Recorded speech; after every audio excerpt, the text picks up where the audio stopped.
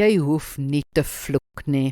Kolossense 3 vers 8 sê, maar nou moet julle al hierdie dinge laat staan, woede, haat, nyd en 'n gevloek. Vuil taal moet daar nie uit julle mond kom nie. Dis onnodig vir kinders van die Here om te vloek. Mense vloek omdat dit spanning verlig. Dit kanaliseer hulle stres na hulle woorde en word so 'n gewoonte. Kragwoorde, se sogenaamde krag, lê daarin om te skok. Dit oortree die reëls van respek deur of na God te verwys of na liggaamsfunksies of liggaamsdele, ook in die afgewaterde forme.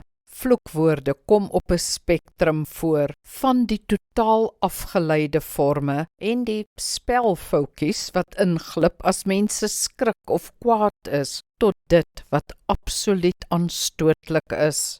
Dis egter alles onnodig. Waarom sal jy disrespekvolle verwysings rig na die God wat jou liefhet? Waarom moet jy spanning verlig deur skokkend te praat? Wat presies wil jy aan ander bewys deur te vloek? Nee, wat? Leer eerder om te sê hoe jy voel. Sê jy's kwaad, gefrustreerd of wat ook al. Dis meer volwasse en meer waardig vir 'n kind van God.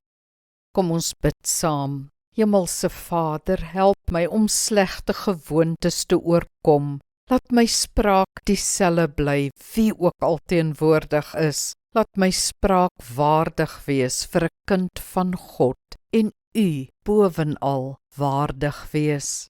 Amen. Die Here seën jou.